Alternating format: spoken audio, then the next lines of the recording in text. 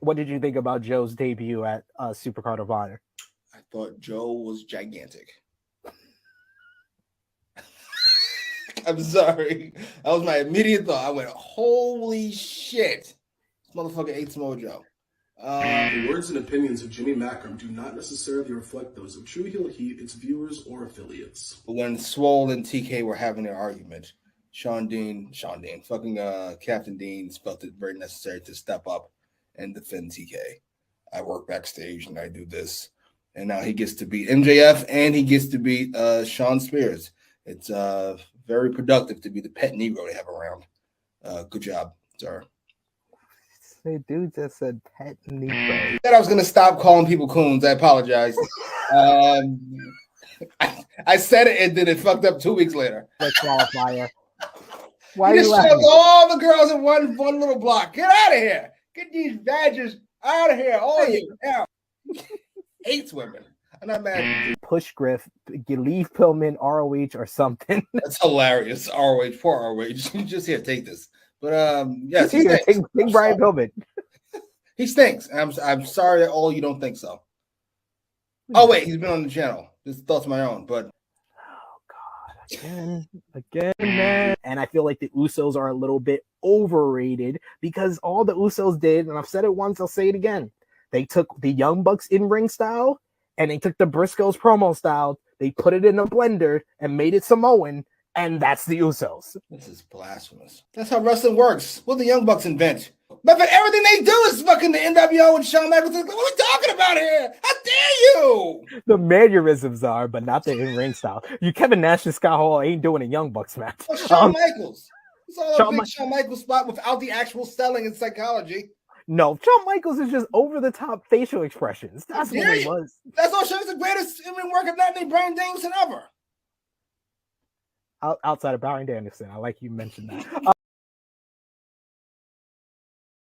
Alright, this guy now's here. Very nice, very evil. You are watching True Heel Heat. Probably should have had MJF do this, but here we are.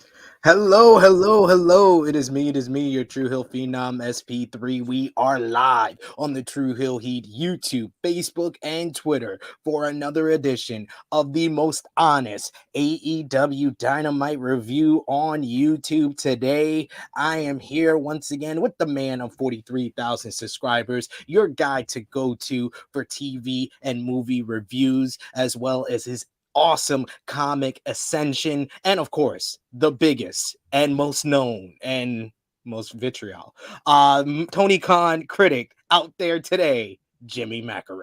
Hello, ladies and gentlemen. I hope we have a great show. I didn't botch it the last 2 minutes. We're probably gonna get an overrun, and we're gonna debut a new character that no one knows. That's what we're gonna do today on AEWramble episode 38, Dicking the Landing, which pretty much tells you how this show is gonna go. We are here to review last night's April 13, 2022 edition of AEW Dynamite. segment by segment and give you our thoughts and reactions to everything that went down from New Orleans, Louisiana. Of course, if you are watching us live, you're with us live or watching us on demand, remember to drop a thumbs up on this video. Share this video with all your wrestling fans, friends, and family on all your favorite social media platforms. If you are new to the True Heel Heat YouTube channel, smash that subscribe button, hit the bell to stay notified for all the great content here. Of course, if you are with us live in the live chat, we want to hear from all of you. AEWramble is interactive, so we love to hear your thoughts about last night's episode of AEW Dynamite. But the best way to have your comment highlighted on screen, we try to highlight as many comments as possible, but your super chat donations is the best way to support the channel and to have your comment shown on screen to hear myself or Jimmy's opinion on it. We got in the live chat already, Fifth Generation Carney saying, hope everyone is doing well. We got CM, who is always looking to make a nice little wager in the live chat, who she says over under 20 times. We see the disclaimer today. Jimmy? Under, way under. I'm happy. Good mood. Good stuff. Great show. Wins for everybody. Until we get to the end. We got Ricky Castillo saying the captain is 2-0 against MJF. Bay. Absolutely. TK's favorite person. You saved yourself there. Alan Weinstein saying, y'all, what's up? SP3 and Big Jim, what's going on? ALW.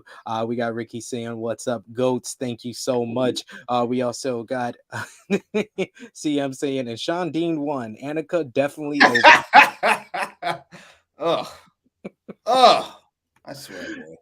We also got DJ Eric saying, sup, True Hill Heat fam. Is SP3 and Jimmy Macram. And Annika saying, dang, I'm still going under. I'm still going Gotta keep it under. Well, he'll try his best. I know he'll try.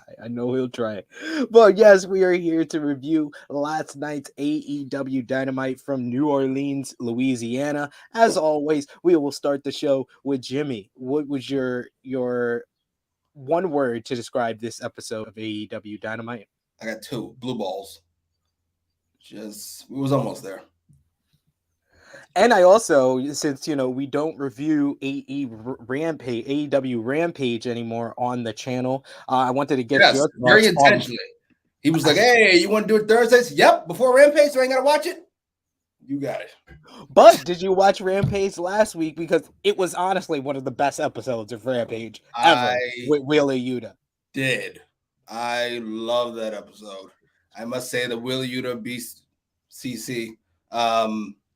Second best story they've ever done. And no, not the 3-match story, because that's not a story. They had no plans after the squash, but you all knock it off. I'm talking about the 2-month story once the Dragon and Moxley were talking about getting together. What a great story. Oh, it was fucking fantastic. Good job, everybody involved. Even TK didn't fuck it up. Great matchup, one of the best in Rampage history, and one of the best from Moxley since he's left WWE, in my opinion. Check out my article on WrestleTalk.com right now. The 10 best John Moxley matches since leaving WWE. Spoiler alert, that match is included. But yes, we are here to discuss AEW Dynamite from last night from New Orleans, Louisiana. Once again, we got a comment on the crowd. I thought the crowd once again was hot flames, especially for the start here. What did you think? Very hot. This is like 4 in a row, 5 in a row.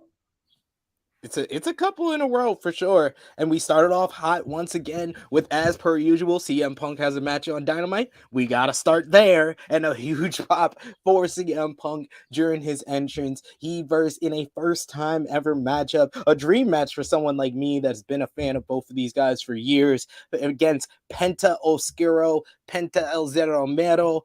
He comes out with his demonic entrance along with Alex Abrahantes, looking like the Grim Reaper from Bill and Ted's Bogus Journey. So awful. Let's give him the garbage, please. He's a member of Wild Stallions. Stop it. We got loud CM Punk chants to start, followed by Zero Miedo chants, dual chants back and forth. That's what I noted, that this crowd was extremely hot here. Both men traded chops to kick things off, and then a hockey fist fight, AEW chants right off the bat. I will warn you, this wasn't the best chop fight of the night, though. We'll get to that later. Punk pulls out a lucha flip into a hip toss, which kind of was the story of this match. Punk just did more high flying and lucha things to try to keep up with Penta. Penta reverses an early GTS into an ankle lock, but Punk pushes out. It hits the rising knee strike in the corner.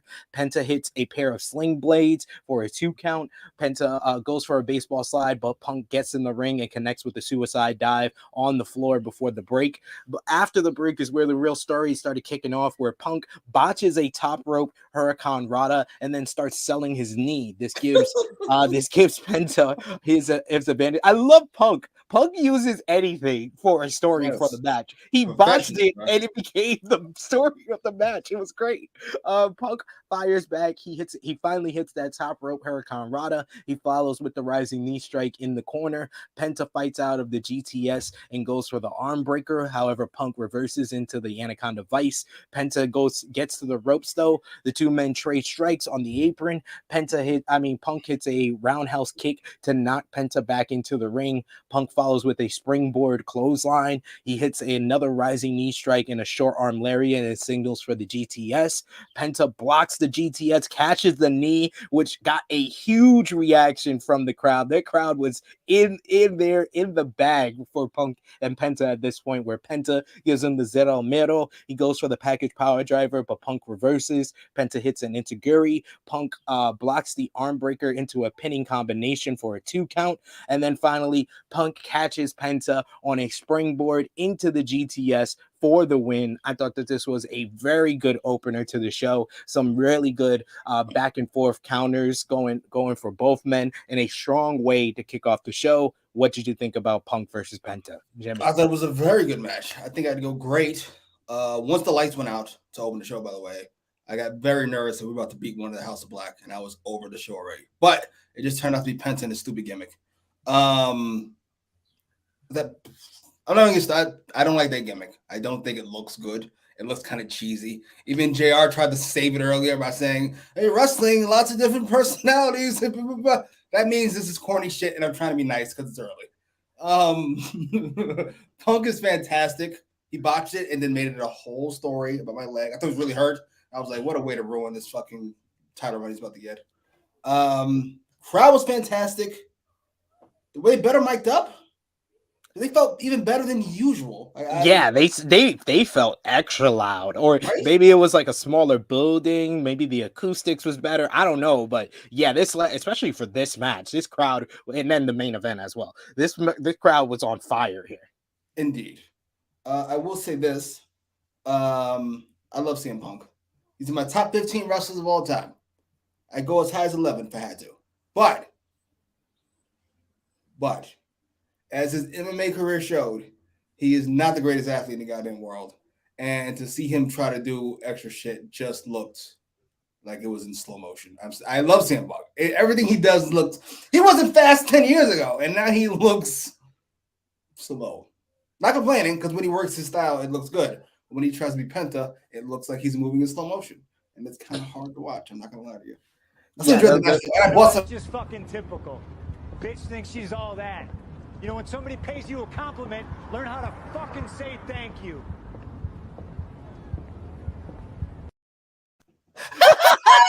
He'll CM Punk. Oh, I miss he'll CM Punk. That is fucking hilarious. He can totally get canceled.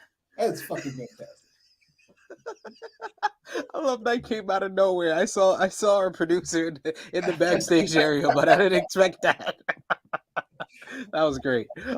We got a couple of comments to highlight here. Connor Smith with a super chat donation. Thank you so much, good gentleman. He says, I thought that giant was Veer Mahan. No, Veer Mahaan is not that huge. We're gonna get into the big debut or the giant dud of a debut, as I called it in our title here. We also got DJ Eric asking for a rant off between Jimmy and Drunk Guy because of Drunk Guy's escapades on Rated Raw Superstars this week. I don't think Drunk Guy can keep up with Jimmy, especially if he's sober. I don't know. We got Truly Heel Romeo saying blue balls. I said the same thing. Yes. And Romeo also noting that Jimmy rants about wrestling. Drunk Guy rants about life. That's hilarious. Yes, life's pretty good. Wrestling is very up and down. It can get that way. We also got Frantic World saying what's up SP3, Jimmy, and chat. We also got Ricky who says smaller AEW crowds get better energy than a huge WWE crowd. I mean, WWE did well with WrestleMania. WrestleMania crowd was, both crowds was fine. It was fine. 70. Oh, well, that's good. It was a year. I will say I tuned in for Raw and SmackDown this week. Not the whole thing, it's that'd be fucking gross. But like for 5 minutes at a time. It does feel like over the years they become like a tennis crowd or a golf crowd or something. Just looking, oh yeah, it's very, very nice. Like just it's a baseball crowd actually. We're here and there just happens to be something going on over there. Like I've said this before, WWE crowds react to a few things. They react to entrances, they react to high spots, and they react to legends they known from 20 years ago. That's the things that they react to. They're not like this crowd who reacted off of a block finisher. They don't react to things like that. Like this crowd was different from a WWE crowd for sure. Gotcha. We also got a little note here in the news. Frantic World saying that Pat Buck is working in AEW as a producer now. Pat Buck was actually the producer for Ronda Rousey versus Charlotte Flair and Brock Lesnar versus Roman Reigns at WrestleMania 38. He quit the company following WrestleMania 38 and said that he wanted to go home. He wanted to go home and spend time with his kids. And then worked last night's AEW Dynamite. So he only needed 2 weeks with the kids, I guess. Shit. Ronda and Charlotte was fantastic, was it? Wasn't it? It was good. He did this one, not the one. Not the one from Survivor Series 2018. That's gotcha. Okay. Yeah. Well, I'm not exactly happy he's here. Yeah, I mean, not the best way to leave off of your WWE career. We got Frantic World who says, I thought AEW was good, some rough spots, but a good show. We'll give you our overall thoughts. I mean, that's kind of accurate though. Next, but both of us enjoyed that opener with Penta and Punk. Definitely delivered a hot opener to the show. The next segment that we saw the Jericho Appreciation Society arrive in New Orleans via private jet. Before Jericho can finish it, cutting his promo here, Eddie Kingston and Santana and Ortiz pull up and tell them, we told you it was on site. And when they pull off, we see Daddy Magic and Cool Hand Ange have been attacked. And Jericho asks Cool Hand Ange, where's your shoes? He was like, he took my shoes. I love the continuality. It's not long-term storytelling, Jimmy. It's continuality with AEW. The continuality of Eddie Kingston once again stealing shoes and call back to last year where he stole the Young Bucks sneakers. That was funnier than had Eddie write to me. I wear your shoes. This is just fantastic. Jericho's delivery was great. When they said it was on site and did nothing, I was like, that's not how on site works. Then I saw that fuck these two guys out. Like, that's fucking hilarious. I enjoy things like this. I want more not interview, not in-ring stuff. I know I'm an attitude era, baby, but that's what I want. More of that. Yeah, they don't do enough of that, and this was a show that was heavy on the in-ring stuff, so it was cool to have this segment. This segment definitely stood out against, like, we had 7 matches on the show, which is like, I think it's like the most that they've had on an episode of Dynamite ever. So yeah, this was a nice little change of pace. 4 men's matches, 3 women's matches. I like the way they set it up. Oh, that didn't happen? Oh, never mind. Go ahead. Sorry. Just a little bit off there. Next, we had the AEW World Tag Team titles on the line, as it was Jungle Boy and Luchasaurus versus reDRagon. And yes, it was dinosaurs versus dragons. The battle continues 100 and something years later. reDRagon with the nice entrance, as well as Jungle Boy and Luchasaurus. Hot crowd for both teams going into this one. Jungle Boy and Luchasaurus have the advantage early until reDRagon attack Luchasaurus's leg, going after the big man's leg. Jungle Boy gets the hot tag and hits a pair of tope suicidas, but reDRagon move on the third. However, Luchasaurus connects with a moonsault off the apron. Fish, though, attacks the leg again, but Jungle Boy hits a flipping plancha to take out Bobby. After a distraction by Kyle O'Reilly, Fish attacks the arm of Jungle Boy on the apron to give reDRagon the advantage. Back from break, Kyle O'Reilly goes for a cross arm breaker and works over Jungle Boy's arm. Jungle Boy does like a 619 swing and then into an arm drag and then tags in Luchasaurus. Luchasaurus runs wild. He hits a German suplex on Kyle O'Reilly, then double clotheslines to reDRagon, followed by double chokeslam into a moonsault on Kyle O'Reilly. The crowd is just into all of this four-man action that we got here. This was a little change of pace from what we saw last week with the tag team match with FTR and the Young Bucks, but I felt like this was just as exciting. When Luchasaurus goes for a tag, Fish clips Jungle Boy, but Jungle Boy comes back with a super kick to Kyle O'Reilly to break up a double team. Then they hit a side slam elbow drop combination for a near fall. We get a strike exchange between all four men. Kyle O'Reilly and Luchasaurus this turns into like a whole four-way fight. Jungle Boy takes out Kyle O'Reilly, and Jurassic Express hits the Thoracic Express on Fish for the victory here. I thought that this was a great tag team title matchup. I thought these two teams worked really well with each other, but I was genuinely surprised by reDRagon losing here, as it's just inconceivable that they keep presenting him as a top tag team, but they are yet to win an actual big match. So what did you think, before we get into what happened in the post-match, what did you think about the match as a whole? I thought the match was good. I thoroughly enjoyed the clash of styles. While Jungle Boy doesn't appear to be as over as he used to be, we talked about that crowd. A lot less waving this week, a lot less of that goofy hand shit. It's over. Let's move on from the shitty tag team. No offense. Will you stop? He's fine. Take the mask off me, bodyguard. Great. We don't need you holding back Jungle Boy. Beat it. And it was a lot less of the Express's choreographed and goofy nonsense. This felt definitely more reDRagon, which made me enjoy this match. I loved a couple of the spots. The best spots I didn't mention was I think it was Kyle O'Reilly had on the guillotine on Luchasaurus, and then Fish hits an avalanche Falcon Arrow over them on Jungle Boy and only gets a 2 count because Luchasaurus slams Kyle O'Reilly on the pin. That was when the crowd was on their feet and on the edge of their seat for this one. Yes, I thoroughly enjoyed all of it. I told you they were going to win, and they won because that's how that works, because they like these two. By they, I mean Tony Khan, and by I mean I'm going to keep it clean. We're going to keep it clean this week. I'm going to be as nice as possible. Nothing reckless coming out of my face. I will say this about reDRagon. It's time. I hate to say this, but until Omega comes back, they're about to be on the Tony Nese, Ruby Soho cycle. That's what's about to happen, because that's twice now you had big matches. Twice now you lost. You're out. I'll pick you back up when I need you. And that's assuming the Young Bucks aren't already over it, which Matt Jackson may already be. Word, we just gonna leave out Nick. Nick's not over it. I love Nick, my favorite Young Buck by a country mile. My favorite member of the Elite, but cut the camera, Brandon. Cut it. Hilarious. I love him, but let's be honest. If there is a follower in this group, it is Nick Jackson. Yeah. Whatever you guys, I'm on the case. I'm here for it.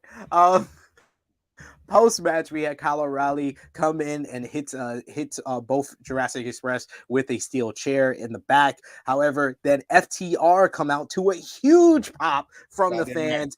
and they confront reDRagon. Big FTR chants. A little scuffle breaks out between the two teams before we cut away from it. You fucking cunt. Jesus. Oh. Why does somebody have to be a cunt for? Why would you cut away from that when it finally got interesting? Let them scuffle at least a couple more seconds rather, before you cut away to talking. What are we doing? Hey, can't get them all right. Can't get them all right.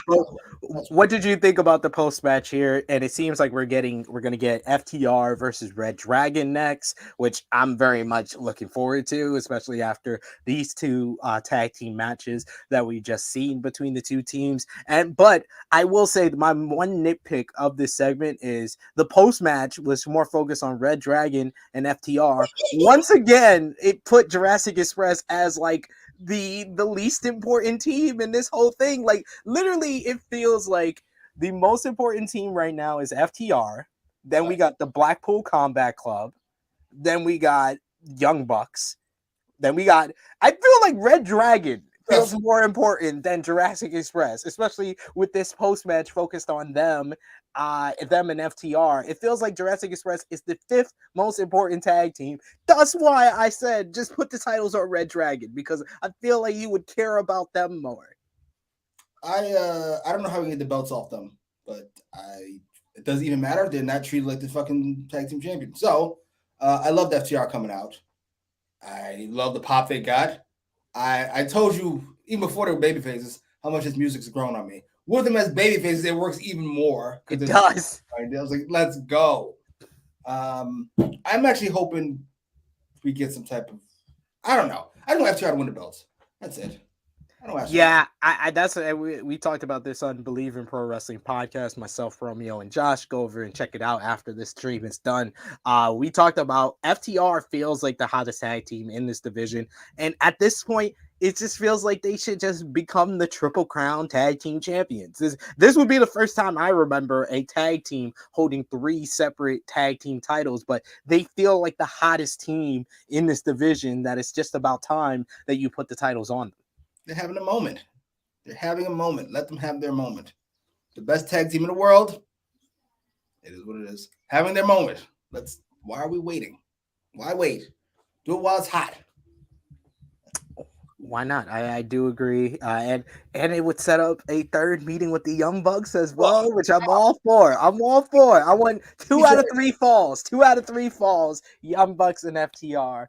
Give me that later this year, whether it's at All Out or Full Gear. Give me that. But I think Double or Nothing, we're going to get FTR versus Jurassic Express. You said when? When is this? Double or Nothing. That's at the end of May.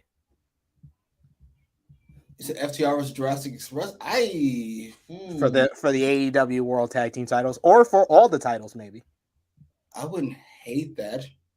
Though I wouldn't mind if it was the Combat Club instead. Also true. I don't know where they're going with that, but that's a good transition into what we saw next. We saw highlights from Wheeler Yuta versus Jon Moxley on Rampage, and then Tony Schiavone interviews the Blackpool Combat Club to talk about their trios match. First time Yuta, Danielson, and Moxley will be teaming up on Rampage against the Gun Club, the undefeated in trios action Gun Club. Brian says Wheeler proved himself by bleeding with Moxley and spitting in his face. Mox says they plan on breaking the Gun Club's faces open, and Yuta says on Friday the real work begins. What did you think about this little promo segment and the dynamic of the new and approved Blackpool Combat Club with Wheeler Yuta?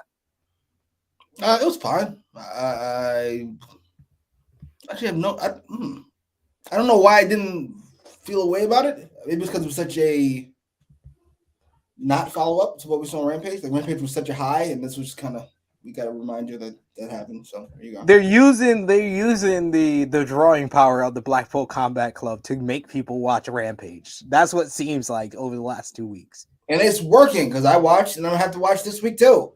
But this is the last you'll get from me, goddammit. Yeah, I joked on Believe in Pro Wrestling podcast that I was going to ask you if we could review Rampage and Battle of the Belts on the weekend. And then I said, looking at this Battle of the Belts card, I don't think Jimmy is watching this. I kept waiting, and they just went, no, this is what Battle of the Belts is. Sir, I thought we already told you. Fair enough. I'm not going to argue with you. It's a fucking C-level Rampage. Like, what the fuck is going on? It feels like Battle of the Belts is a fucking burden for them. Like, it is. God, yes. like we got another hour we got to promote. I was like, I just wanted the money. I didn't want to do a show. Ugh. Oh Jesus! It was like, damn, man. We got Annika here with us in the live chat saying on site, talking about that Kingston segment. That was very nice. We also got Raul Beekik Harry saying thank you for joining us. It's the first time I'm seeing you in the live chat with us. We got Frantic World who says I like this match, and FTR versus reDRagon for the ROH tag team titles will be fire. Yeah, for those fucking belts because Tony Khan's a fucking idiot. Why? You were going so well. You were going so well. The words and opinions of Jimmy Macram do not necessarily reflect those of True Heel Heat, its viewers, or affiliates. You were doing so well. You were doing so well. Is he not? We've seen him on this show. He is, certainly. Ugh. You were doing so well, sir. It was going so well and up until then. So yes, we got Andrew who says too many disclaimers for that. Oh, go to this guy right here. That's what TNT wanted from TK. No, we wanted an hour. We didn't want horse shit for the hour. That's not how that works. What They haven't made the Battle of the Belts feel important. Like, you have a world title match on Rampage and not at Battle of the Belts. Where did they do that at? Now, part of this, I have to admit, if Sammy wasn't awful, this would feel maybe like a bigger deal than it was. But he is awful. So that is what it is.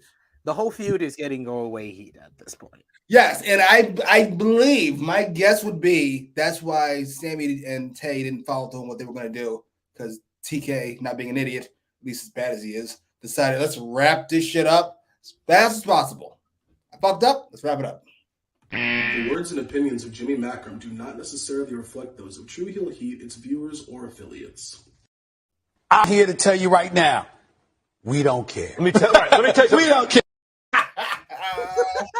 That is definitely the truth. No fucking Battle of the Belts. Is TK bringing writers? No, because he's a psychopath who thinks he's a creative fucking genius. He isn't. He's not awful, but he is not good. He is subpar. He's a subpar booker, writer, whatever you want to call it. No, he's not. He's not. He's not. I'm answering Frantic World. Is TK bringing in writers for ROH? No, he's not. He thinks he's gonna do it on his own. So can't even do this right. He's gonna do more. Where they do that at? And like Annika saying, speaking of the Battle of the Belts, why wasn't this team match on Battle of the Belts? Exactly. Like, he stacked up this whole Dynamite card and just said, you know what? I'm going to throw the scraps on Battle of the Belts. It's going to be perfectly fine. No one's going to know the difference. Like, literally, you could have swapped out, gave the main event of Rampage spot to Thunder Rosa versus Nyla Rose and put the Texas Death Match on Battle of the Belts. And I think that we would all be looking at Battle of the Belts like, okay, at least there's one match for us to watch. But even the Nyla Rose and Thunder Rosa match that like I said at the start of this feud, at least the match is going to be good. I think they're going to have a good matchup. They just have not cared about this build-up at all. And we'll get into what they gave us on the go-home for on Dynamite this week. So, Jesus. I don't understand. Tony Schiavone lets us know he's backstage with Tony Storm and Jamie Hayter, and he lets us know it will be Storm versus Hayter in the first round of the Owen Hart Foundation Women's Tournament.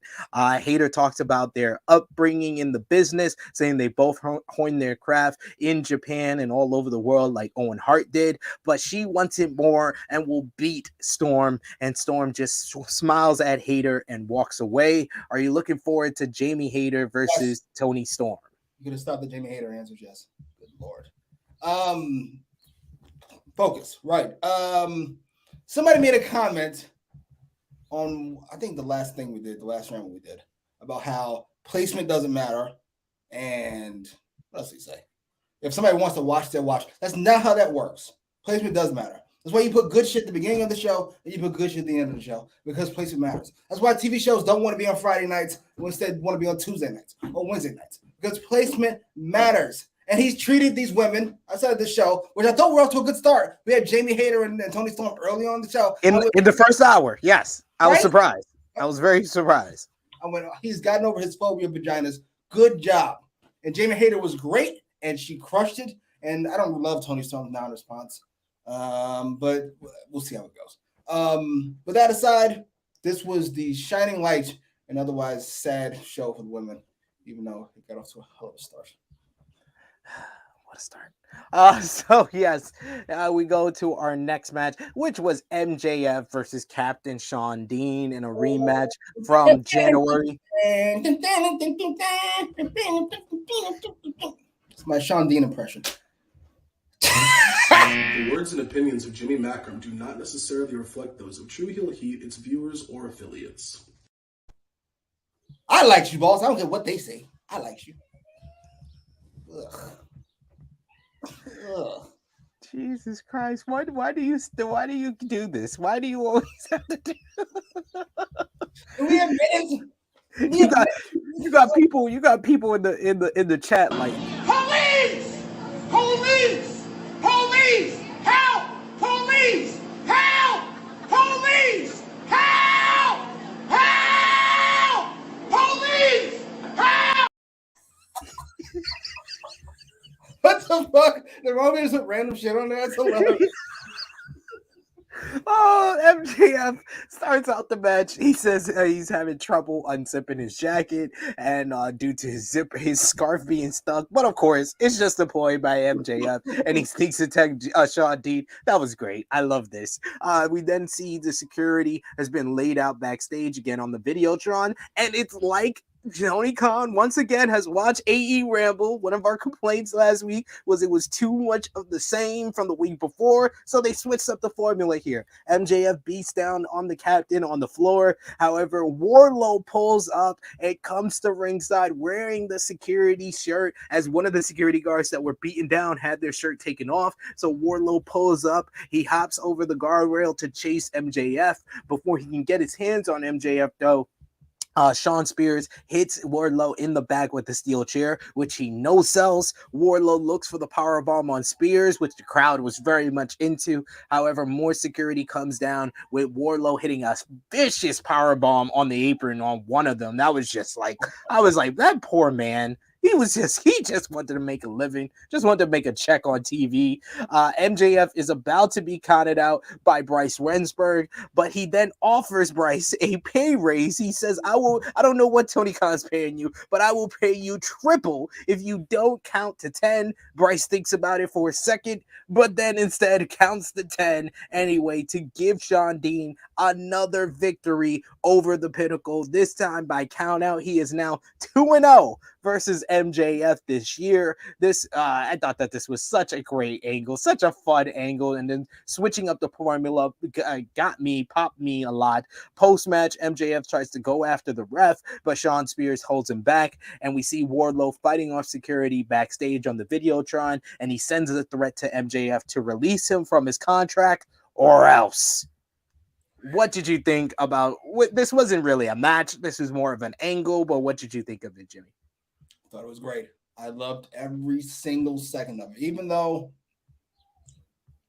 I loved every single second of it, I thought Wardlow was great as per usual. I thought MJF was great. I thought even Bryce, who usually overacts in everything he does, didn't even do that this time. It was perfectly done.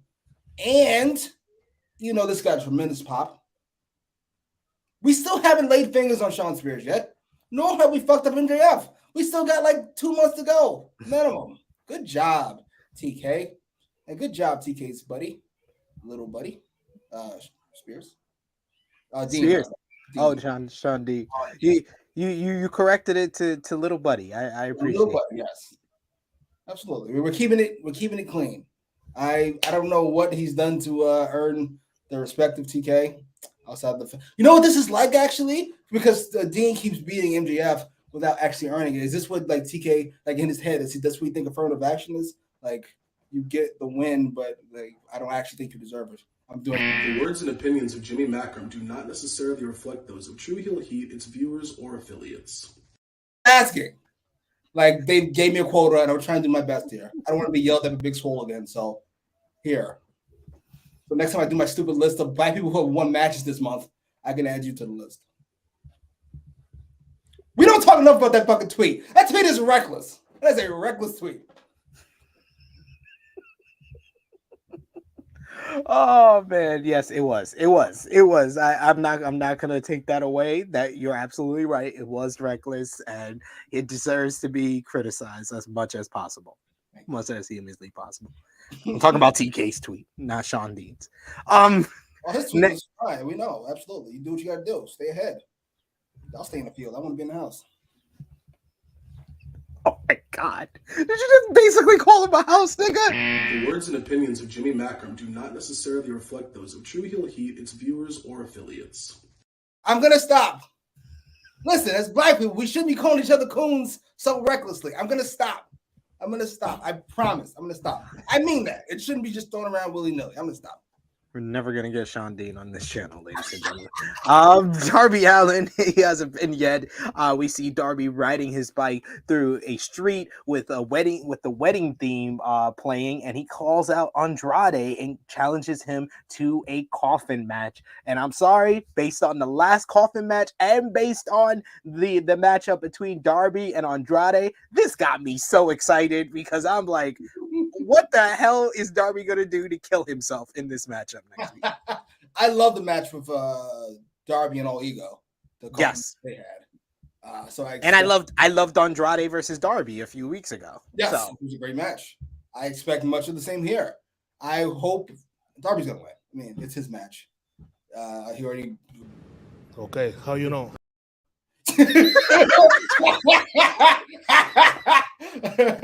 That's funnier than it should be. I want to steal that from stuff. I gotta look that up. That's fucking fantastic. How you know? Great stuff. But I hope Andrade fucking gets he doesn't drop down a card after this. Yeah, hopefully, man.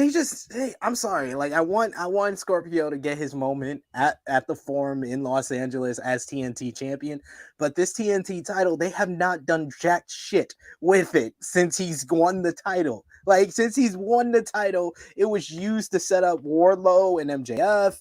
It's been used to get more heel heat on babyface Sammy Guevara and Tay Conti, but it really hasn't been like defended like it used to be a highlight on almost every show, just being defended and having great matches with it. It's weird. Only Cody appears to have given a fuck about it. Fair enough. How about we take it off of Scorpio Sky, right? That's number one. I'm sorry, Scorpio Sky. There's just so many good options after Scorpio. Cause you got the guys that were in later next to him. Who? All Ego, yeah. All Eagles won. I wouldn't mind Darby getting another run. Andrade. You have all four guys that were in that tag team match with Ricky Starks, Powerhouse Hobbs, Keith Lee, and Swerve Strickland. All of those guys. And then in the next segment, we had another one where we had Malachi Black with a House of Black vignette, and he calls out Fuego del Sol. He says he wants to cut his neck open, and you would find a dark abyss of razor blades. Black says that Fuego appreciates the fan base, but the house will drag him to the deepest part of his soul and kill it. And Malachi says if he is wondering why he's alone, Black wants him to fear the shadows. What the fuck is House of Black still feuding with Fuego del Sol? Seriously, what the fuck? Why? I was actually going to say Malachi Black is fantastic, but I don't know why he's feuding with him at all, let alone still. It is an odd choice. Is Fuego going to turn? I would hope this is what this is leading to. I would hope. Well, we're going to have a whole actual house. Like we have Fuego and Julia Hart. It'll be a whole thing now. Don't forget about Julia, please. Again. It'll drag out for fucking a year, and then we'll go long-term storytelling. It took 2 years to shut up. 2-month storyline took forever. Why? I think we're up to 5 so far, CM. We're up to 5 so far with the disclaimer. EBB talking about the MJF Wardlow segment, saying Shawn Dean is 3-0 against the Pinnacle. My favorite segment of the night. Wardlow screaming down the camera was great. Do you think this is the best feud that they got going on currently? It feels like the only one that's like we know the direction they're going. We know that they're probably the destination is Double or Nothing. So this feels like this is like a very well structured feud so far. It's the best feud. Yes. The best angles of BCC, but this is the best feud. Yes. Yeah, I made that distinction too on Believe. I said the best storyline is Blackpool Combat Club, but the best one-on-one feud is MJF and Wardlow. Relative is the only feud they actually fucking have, because Hangman versus Cole is a massacre. Yeah. No, and see, I'm correcting me, saying that's 7 or 8 now. All right, we're not gonna make 20. Are we halfway there? Shit, we're halfway. We're close. Film Nation BTS said Jimmy got caught in 4K for saying that. It just comes out. I don't really think about what I'm saying. Oh, nice. CM with a little funny story saying Darby was skateboarding at a Luda concert. Really? No, it wasn't with TK. Why? You just said you wanted to cut The words that. and opinions of Jimmy Macram do not necessarily reflect those of True Heel Heat, its viewers, or affiliates. That's a cheap one. I didn't hear that one. You didn't heard that one? I didn't hear that one. Hey, you know what? Fair enough. I'll take it. We got Frantic World saying Black wants blood on his hand. We also got EBB. He said, I missed the first few seconds of this. When I heard him talk about someone with amazing crowd response, I thought he was talking about someone like Darby, Jeff, Phoenix, Hangman. Nope, it's Viego. They have to murder him, right? They have to like legitimately murder him for this to be worth anything. At this point, really. Like at this point, I think the murder is the only option to bring this to a close, and I guess murder him so he can become renewed in the House of Black. Maybe he'll take off the mask. That would work. Please. That would work. He looks kind of goofy. Go away. Like what? Let go Marco Stunt. We let go of Joey Janela. But Sonny Kid's got to be up next. Get rid of these people. Come on, you got to keep Sonny. Why? So we can fill 2 quotas? No. Beat it. Why don't you want to fill quotas? Come on. No, I'm not big on that. Hey, go fuck your... The words and opinions of Jimmy Macram do not necessarily reflect those of True Heel Heat, its viewers, or affiliates. Hey, go fuck yourself. Get that guy out of here. Piece of shit. Yes. I'm start saying that. I love these additions. These additional video clips we got now. Next up, we had the Jericho Appreciation Society versus Eddie Kingston, Santana and Ortiz. We get Daddy Magic. This was one of my favorite parts of the whole entire show. Is during the Jericho Appreciation Society, they hit the 90s WWE signature with Daddy Magic saying with this accent. So I gotta put the Jericho Appreciation Society. For 5 weeks, the leading force in sports entertainment. That was just great. I thought that was great. And I absolutely love them making the fans singing Judas into a heel stick with, I think it was either Excalibur or Shivani, who says that Tony Khan has to play basically he has to pay Jericho every single time the fans sing Judas. Can we just get rid of the song? I know Jericho wants us to play because of the band he's trying to promote. Hello. Saying hi? Oh, you said hi this week. That's nice. You usually, when I put you on, you don't say hi. That's nice. We always got to get their Harlem running, of course.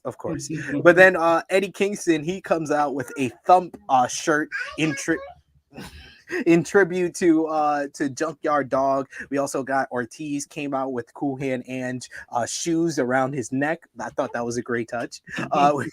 We got Santana fires off punches on Jericho to start.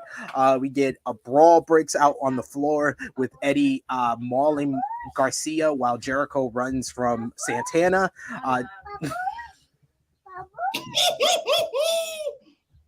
Jericho Appreciation Society isolates Ortiz, but King still attacks Garcia on the floor.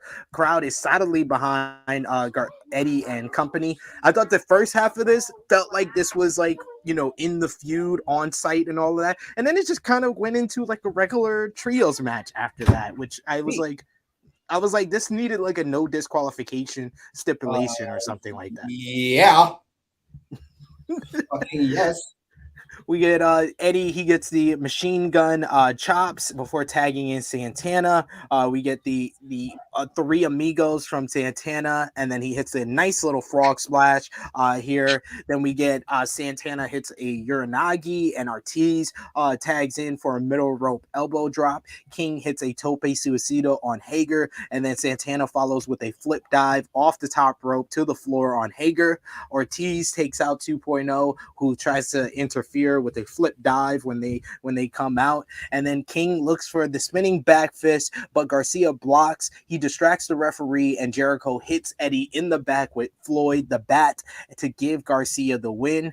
I thought that this was a decent enough trios match with Jericho Appreciation Society using the numbers to win, but it did kind of, like I said, it felt out of place not being a no disqualification match. Post-match, Jericho Appreciation Society lays out Eddie, Santana, and Ortiz, and Jericho gives Ortiz the Judas effect to end the beatdown. What did you think about this trios match here? I thought it was an average match. I felt after it was done, I made the mistake of saying, if that's the worst match of the night, because we got Joe and fucking Suzuki coming up, we're gonna have a hell of a night. But I was a bit premature in saying that. That aside, there's something Garcia did. I know you're a big Bret Hart fan, and Bret Hart, if you are, I don't want to say casual fan, but if you are whatever, Bret Hart matches can be boring. They just are. Stop it. Let me just I'm getting somewhere. If you care about wrestling, you can appreciate the brilliance. But otherwise, you might enjoy the Young Bucks more or whatever. But Garcia did something very Bret Hartish when he was fucking Santana was delivering those fucking suplexes. Fucking Garcia's like punching him, like, get the fuck off me, and he keeps hitting him. I went, that is fucking brilliant. Why would I stand there and take this fucking nonsense? That was fucking great. I love Garcia. Garcia is really smart. Yes. For a guy that young, he gets the little things very well. That's why I enjoyed like the first half of this match when Eddie kept going after Garcia. Like he kept he just pulling him off of the apron on site. And then I love it. That's why I said like the second half where it just became a tag, like a regular 6-man tag. I was just like, no, that's not what I wanted. This is I assume this leads to the good guys getting 2 more guys because the numbers advantage is just too much. I don't know who that would be, but I am curious. I'm curious at this point. I mean, maybe the Blackpool Combat Club comes together with them. I don't know. That would make sense due to, you know, Moxley and Kingston's affiliation. And with the whole, you know, they're pro wrestlers while the Jericho Appreciation Society is sports entertainers. It would make sense on those type of levels. But yeah, I need a kind of a progression of this because I'm sick of seeing our New York City brethren getting beaten down every single week by the numbers game. Or Eddie can call up since, you know, this is like a LAX reunion with Kingston, Santana, and Ortiz. Call up Homicide, call up Hernandez, and have a real LAX reunion with Conan bringing back the boys, and we have a full on LAX reunion against Goosebumps.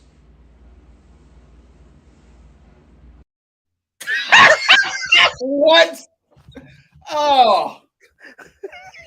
When did Fat Joe become so ingrained in fucking pop culture? Ugh.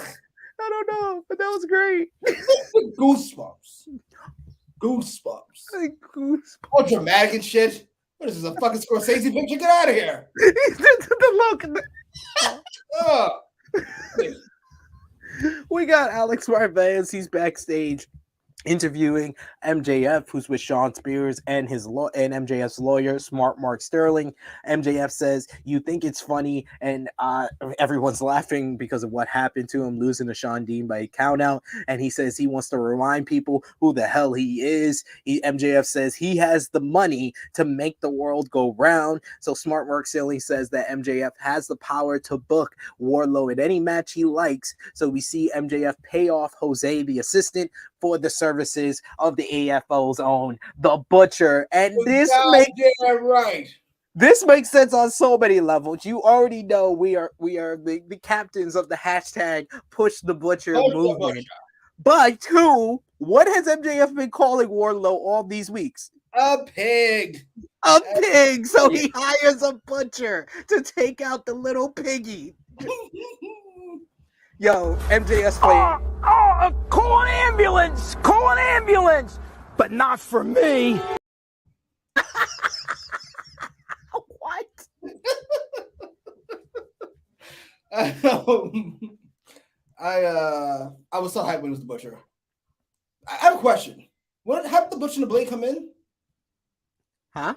How did the Butcher and the Blade came in? I mean, they came in by MJF. Yeah, MJF hired them to beat down Cody. So this is long-term storytelling. Oh, Jesus Christ. This is great. I love the Butcher. I wanted the Butcher to be his new bodyguard if it's not going to be Brian Cage, which it looks like it's not going to be.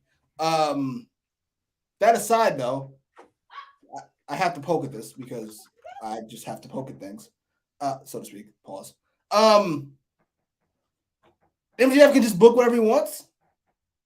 How does that work? He has ownership over Wardlow's contract, so he can put him in any match he wants. So he can book matches for a nationally televised program? He can just put Wardlow in a title match then. He should have did that months ago. Because he wanted to it's wrestling. I'm just gonna enjoy it. I love that segment, and it was great. Turn your brain off and it'll be all right. Just turn it off. Got a couple of comments to get to here before we move on to the next match on the show. We got Andrew who says, "I'm done, dead on the floor." CM says 9. We're at 9 now. She also says Jimmy's right though. There you go. Annika popping for the Harlem sighting. Yes, Harlem always bringing in people. Oh yes, and Fifth Generation Carney bringing up JR popping at seeing his doppelganger during the Judas Judas entrance where he's like, oh, what is that? We got Andrew who says, as I said, wait for the end for Jimmy SP3. Have your finger on that trigger. I'm ready, ladies and gentlemen. We got Andrew pushing it. Yes, hashtag push the butcher. Remember, put it on social media. Tag Tony Khan, tag us. Hashtag push the butcher. We like the butcher being the choice to kill the little piggy. I like it. We got EBB saying the butcher doing his walk in the ring any week is a W in my book. Agreed. I'm right. I'm not sure what the fuck that is, but it looks awesome.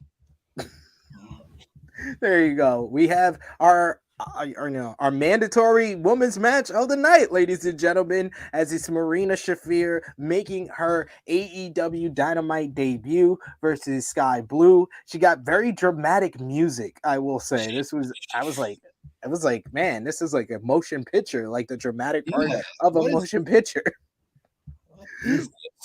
We see Jade Cargill on her phone, not paying attention to Marina's match. We also got Red Velvet and Kira Hogan were in Jade's baddie section. So I'm assuming Red Velvet is now a heel. They kind of took the cue from Rampage when she was booed out the building in favor of Willow Nightingale. And they was just like, you know what? She's a heel now. She's in the baddie section. We got Shafir hits an overhead pump handle suplex. Marina gets distracted by the baddie section, which is fair enough. It's okay. But Blue can't take advantage as Shafir locks in a triangle choke for the win in just about under 3 minutes. That was just the amount of time it needed to be, but literally nothing that impressed me. And Marina Shafir still looks some years away from being ready to be on television. This was rough. Let's start from the beginning. Shafir's music is atrocious. Not in and of itself, but for a wrestler, I kept waiting for the beat to drop. It never happened. It's just, she comes out. She looks bored. She's probably just nervous, but she looked bored. Her outfit doesn't say much. It doesn't match the music. I don't know what this gimmick is supposed to be. It feels like it's supposed to be this badass MMA fighter, but I didn't see any of that in the match, except for the triangle choke at the end. I don't know if she's a face or a heel. I would guess she's a heel, but she's fighting Jade, who's also a heel. Unless she's a face this week because she's got a kid with her, and that's always adorable.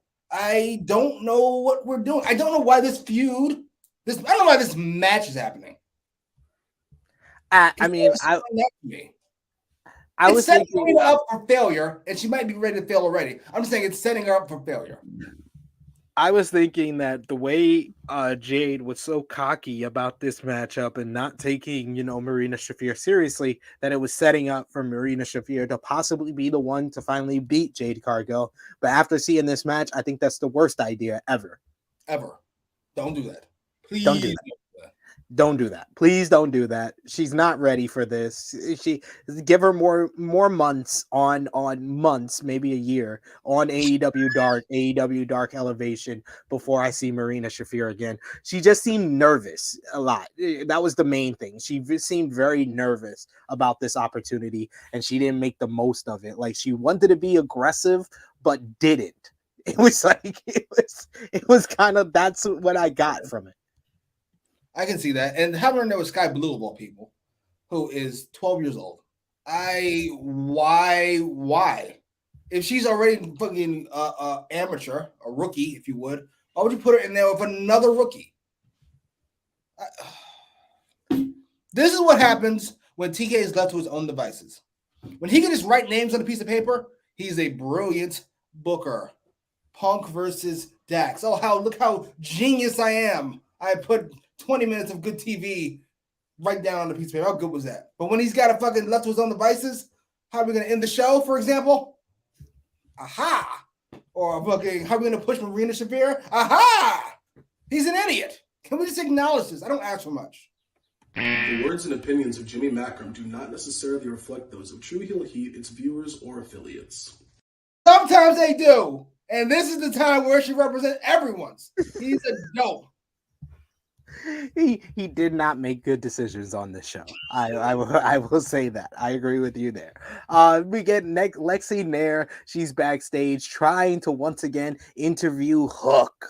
But they are interrupted by Smart Mark Sterling and Tony Nese. We find out that next week will be Hook's first AEW Dynamite matchup, but Tony Nese and Smart Mark Sterling are talking trash to him, basically saying that he doesn't deserve this interview time, doesn't deserve all the hype that he gets. We then see Danhausen is once again trying to curse Hook, who's wearing a workout jumper, which made me crack up, and then Hook just tosses a medicine ball at him without even looking, which Danhausen, of course, sells in the corner here.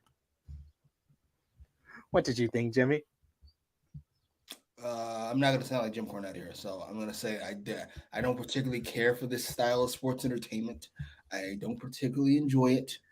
I think Hook and Tony Nese is a nice pairing. We're going to give Hook like a little more work, so to speak. We're going to take some of the training wheels off. He's going to be on Dynamite. He's going to fight Tony Nese. We'll imagine it's going to be a longer match than usual for Hook. Okay, that's as far as I'm concerned. The segment ended there once the interview was over. Well, we're it seems like we're more and more as we go along. We're definitely going to get a Danhausen Hook match. It might be Danhausen's first matchup in AEW. It's going to be against Hook. Fine, do the match, and then it'll pop big rating because people like Hook for some reason, people like Danhausen for some reason. So then Tony Khan's going to go, aha! Let's put Danhausen in a bigger feud with, I don't know, Chris Jericho, because that worked out great the first time. And then we'll end up with, why the fuck is Danhausen so bland? Why is he here every week? Hey, Orange Cassidy is still over. He's still over and still pops a rating. fucking despicable. This is not the way to run a program. This is not the way to do it. Oh my god. Oh my god. Men of the Year and Dan Lambert, they cut a promo. Ethan Page says that Sammy Guevara begged for a title shot instead of showing them what they were going to do this week. It's official. It's going to be Scorpio Sky versus Sammy Guevara for the TNT Championship this Saturday at Battle of the Belts 2. I thought that this was okay for what it was, but yeah, this whole entire feud needs to be done after Saturday. Good job. This is one thing he did get right. Good job on Tony Khan for realizing that this feud was dead on arrival, that Sammy and Tay Conti, for whatever reason, some people think it's jealousy, some people think it's old men not liking women, probably possible. Some people think Sammy's just a cunt. At least he looks like one on TV. All these combined to make them highly unlikable, fighting other highly unlikable people. Let's move on from this feud as fast as possible. Come to Paige. Not Ego Page, Paige Van Zandt. Are we done with that idea? I mean, Dan Lambert brought that up that Ty Conti wanted a mixed tag team matchup, but they still haven't got that. And I think that's what they want to be the blow off. But now Paige Van Zandt has signed on for bare knuckle fighting match, so I don't know if she's going to be training for that. And that prolongs things. Please don't mean that we have to prolong this feud until Paige is back. Please. Oh, that just means Paige sort of writing on the wall. It's like, until you get your shit together, I'm gonna go fucking punch people in the face and get my face punched in. Until you care about women, I'm out of here. Which means we'll never see Paige again. That's a shame. Oh man, we got it. We got a couple of comments to feature here. We got Kid Get Money saying never let Jade lose the belt. I agree there. Jesus. Never hold it on to ever. She's the forever champion.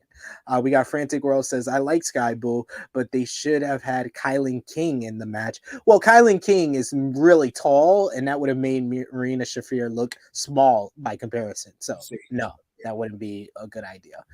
We got EBB saying every show he puts a random ass pairing together as this arbitrary women's match on each show. Already announced squash matches. He must be happy not having to think about the division for a week. Absolutely. I got cocaine to do. Can't watch cocaine isn't cheap. It's expensive. Got to make money. Thanks, Dan. That's great. gotta get the cocaine references in. Will T says Shafir just don't have it outside of being Rhonda's friend. There's nothing to her. God damn. No, I don't watch Dark, so I cannot comment on whether that's accurate or not. I will just say she did nothing to disprove that theory on Dynamite. Yeah, pretty much. We got you, my boy Blue, saying, damn, I thought the show started at 2 SMH. No, 1:05 p.m. Eastern time every Thursday. It's been the same time for weeks, Blue. Come on, you're better than that. You're better than that, Blue.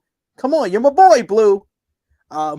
We got Kid Get Money saying Smart Mark has all the best clients. Why is he representing Tony Nese? Well, I mean, because it got him his record 3 segments on this show. His advertisement on the BTE show has been working. He's getting more TV time on Dynamite. Tony Nese, I'm sure he's a decent enough wrestler, but he is a charisma vacuum. The words and opinions of Jimmy Macram do not necessarily reflect those of True Heel Heat, its viewers, or affiliates. Do we like Tony Nese too? We like everybody. Jesus. I didn't say I like Tony Nese. That wasn't even me. That was the producer. Oh, he is. I'm sorry, sir. He is charismaless. Okay, how you know? That was perfectly timed. That's like, he's not, and his gimmick is he's in fantastic shape. He's not in good enough. She doesn't look good enough to where that's impressive enough to me. He's not Jade, where I go, well, I've never seen that before. He's just like a short Randy Orton. Yeah, it's a good shit. Yeah. No! Fuck! That was so good. I swear these videos are coming at the best time. Oh, Will T says, I did not know Tony Nese was still on the roster. Same. Ruby Soho in the TV title. Right down the hole we go. Annika saying, dang, this TV title is in the nigger hole. Down the nigger hole we go. Down the nigger hole. We've been in this hole for years. Right? Huh? Legendary Jay Lethal out. Yeah, Lethal's out. Lethal's out. He's in the ROH. He's in the ROH storyline. So Scorpio Sky and the TV title. There you go. Kid Get Money says, who else wants to see Sammy Guevara 450 himself through a table again? Please. We also got the Negro Buck joining us saying, hey guys, what's up? Checking in during my break at work. You've been represented very well during this episode. As CM notes, we're at 11 now. I hold on for 20 minutes so I lose my shit. I can do it. Ash Vanash, he says, what's up, True Hill Heat Wrestling? The Enforcer is in the house. I'm a bit late to the party. Was celebrating Tamale New Year. Happy New Year. Happy New Year to you and Tamale. None from you? Okay. Beat it. Thank you. And yes, Nick Jackson, I am so excited for Hook's Dynamite debut. I can't wait to talk about it with Jimmy next week. It is a Team Taz over the next 2 weeks. I'm talking about Team Taz, and I'm blushing over Team Taz. I like Hook. This Dan has a thing is I'm already over it. We got Annika saying, CM, now SP3 is just patting the scoreboard. It wasn't me the last couple of times. It's our producer. Our producer is calling it, not me. Yes, they're against me. No. You ruined it. We got a good prediction because next week we're back in Pittsburgh, and it is the return of Jimmy's favorite, Goat Baker, DMD. She's gonna be in a Owen Hart Foundation Women's Tournament qualifier against, I believe it's Danielle Camilla. I think it was. And we got a prediction here from Ricky saying Women's Owen Cup Finals, DMD versus Storm. I would love to see that one. What about you? Do not come. Do not come. I'm gonna come.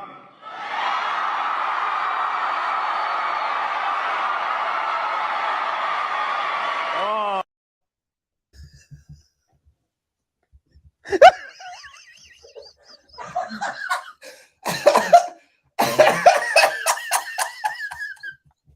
What? What? Oh my god. Oh. All right. Yeah.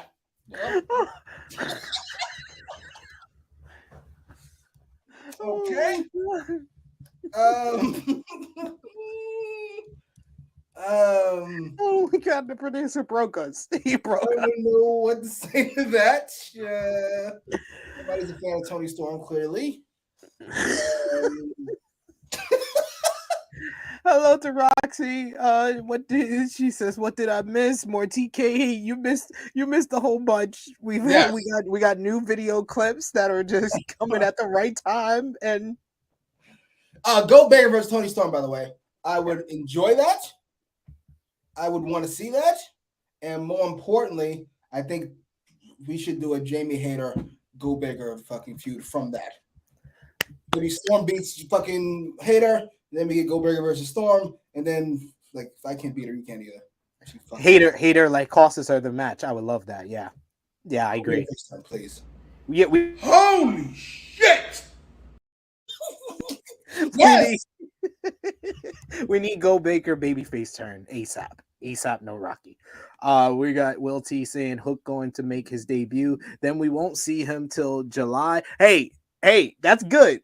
He's good in small doses, and I'm ready for it. I'm ready. I do too. I like the way they use him. Yeah, I like the way they use him. He's fucking Goldberg or some shit. Kid Get Money saying shout out to the producer. He's on one today. Yes, he is. Romeo. Definitely been partaking in that TK cocaine. He's just on it. Fuck it. Everyone's complimenting Romy on these clips. Yes, it's just well timed stuff. But next we had our another tag team matchup, as it was Team Taz's Ricky Starks and Powerhouse Hobbs versus Swerve Strickland and Keith Lee. We got Keith and Swerve with a nice little entrance, but my lord, this crowd loved them. Some Ricky Starks, and I love the reaction by Ricky Starks, because even Powerhouse Hobbs was basically John Moxley and Ricky Starks was Eddie Kingston. He probably told him backstage, "You're gonna get the biggest pop of the night," and Ricky's like, "Nah, you're wallet." Because when Ricky came out, Powerhouse Hobbs looked at him like, "I told you." So he got very emotional from this reaction.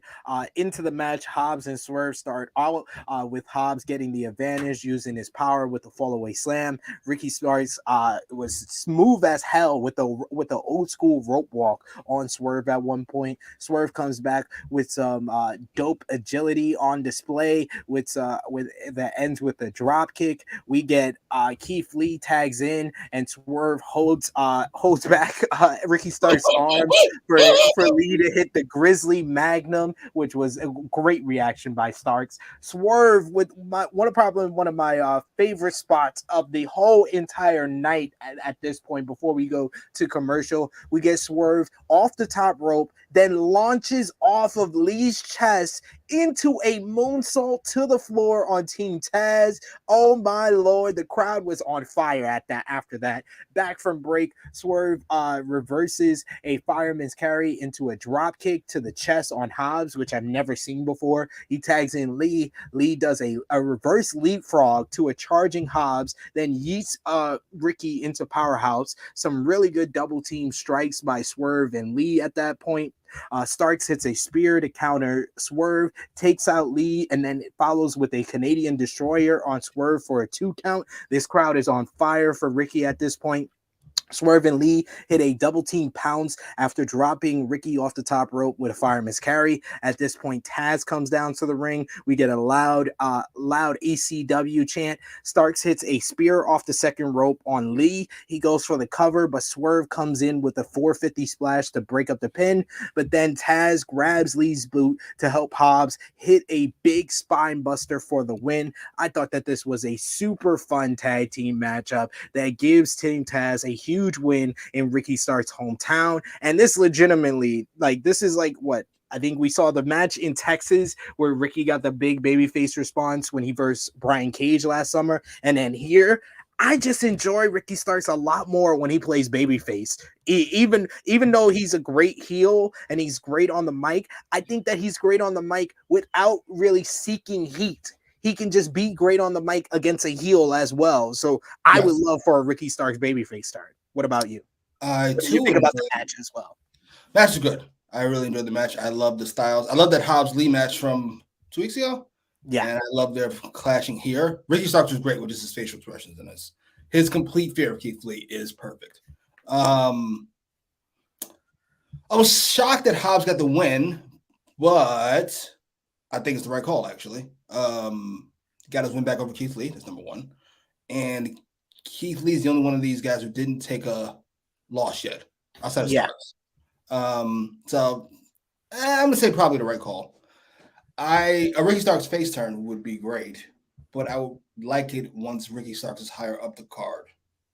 So give him a TNT run, then we turn babyface.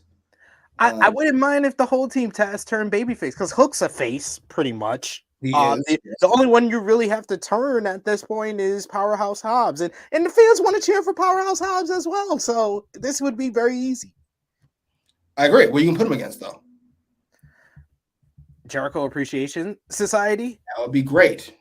Put him into the Jericho universe, and they can get stuck forever. We don't need that. The Men of the Year. Ooh, I don't hate that at all. Actually, I think. Ooh. You know what? And we can get some Dan Lambert promos, in which case he would say everything that TK thinks about black people right at Team Taz. You're welcome. And we could even make it really like a Team Taz versus Men of the Year type of thing, but it's really about Ricky Starks saying that the FTW title is more important than the TNT Championship. He's defended his title a lot more than Scorpio Sky has. And if I gotta be honest, it does feel like they are starting to shoot WCW title like an actual belt. They have his title defenses. They have how long his reign was, as it should be. Duh. Please. Here we go. Another women's segment, which feels like it's such a chore for TK at this point. We get Tony Schiavone interviewing my favorite, Thunder Rosa, but of course she is immediately interrupted by Nyla Rose and Vicky Guerrero. They have a cake. They say they are celebrating her for the shortest title reign ever. Nyla Rose mentions that they could have got writing on the cake, but they don't care about her too much. That Rosa says, "Do you think I'm an idiot?" and beats Nyla to the punch, smashing the cake in Nyla's face. Vicky Guerrero tries to hold Rosa, but Nyla can't see, so she punches Vicky. Rosa then gets the advantage on Nyla for a bit, but then Nyla eventually just beats the crap out of Rosa while she has cake in her face. And then with probably the best line of this whole entire segment, Nyla Rose says, "Joke's on you! I love cake and violence."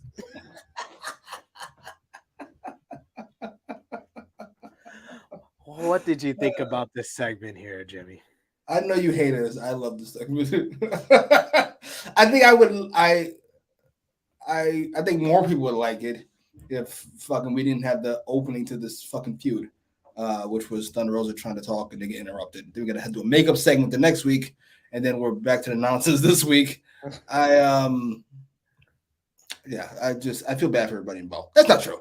Nyla Rose is shining whenever she gets a chance, and it's great. And Thunder Rosa looks like a star. I don't understand why she's not The Rock to Go Baker's Austin. This makes complete sense to me. I don't understand why TK thinks he's going to do one at a time. It's been done before. But that aside, I'm not getting my hopes up. It is what it is. I'm just hoping at least they get the main event spot at Battle of the Belts. Like, at least put them in the main event and let them have an opportunity to have something memorable on this show, have a good matchup. Hopefully they do that much. I know that's asking for a lot at this point. It's generally like you're absolutely right. It's like he just feels burdened by even booking the women's division. It's like you gotta do better. Like we're not even a show or like a lot of people on social media that's asking for like 2 women's matches. We get it. You got 20 women getting, 2 women's matches on the show every single week. It's not something you can do right now because you don't have enough women to do that. But you do all these women's segments. They're very brief. You don't really put any type of focus on it, and it doesn't even feel like you're trying at this point. We just want you to try. That's all we're asking for. We're asking for the bare minimum. You think you're giving us the bare minimum, but you're not even doing that. You call... No, I don't think I will.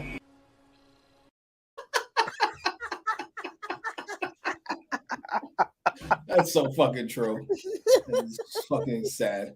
You called his booking of the Thunder Rosa, the first Thunder Rosa and Nyla segment, lazy. That's exactly what it is. It's just what happens next? I don't know. Somebody talks and then somebody interrupts because that's what happens. He just doesn't give a fuck. And I'm not entirely sure how that can be fixed. I think the cheapest fix will be to him get his motivation up. And the cheapest way to do that is he's going to bring Go Baker back into the picture. That is my fear. I love Go Baker, my favorite women's wrestler ever. But she needs to stay away from the division title picture, that is, for a bit. Yeah, that's why I like him placing her in the Owen Hart Foundation tournament. That gives her something to keep her busy, at least going into like Double or Nothing. But at this point, I'm like very much confused on who exactly is going to be Thunder Rosa's challenger for Double or Nothing, or if she's going to have a match at Double or Nothing at this point. My guess would be she doesn't. Well, she is, but it'd probably be obligatory. I don't know, actually. Because, yeah, you would imagine Go Baker's going to be tied up, and you would imagine Tony Storm will be tied up. You're running through the Nyla match. Jade's going to be tied up with whoever. Yeah, I can't think of anybody on the roster. Thunder Rosa. Maybe you turn somebody. You turn Ruby Soho, or you push Red Velvet, or Ruby Soho has finally gotten out the AEW dark hole. She's going to be on Rampage this week against Robin Renegade in a Owen Hart Foundation tournament qualifier. So at least there's that. We're getting closer. There's a little. Now that's a name I've not heard in a long time. A long time.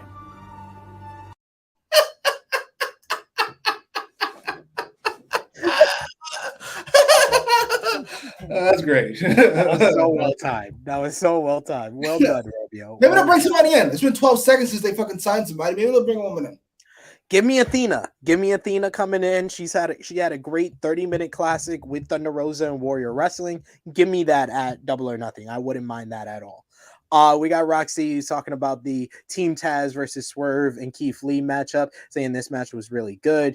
We got Ricky who says they brought Ricky Starks out after the show. Yes, they gave him the little hometown. Did TK come out too? No. What? Yes. This little attention whore didn't come out to take Ricky Starks' spotlight? Shocking.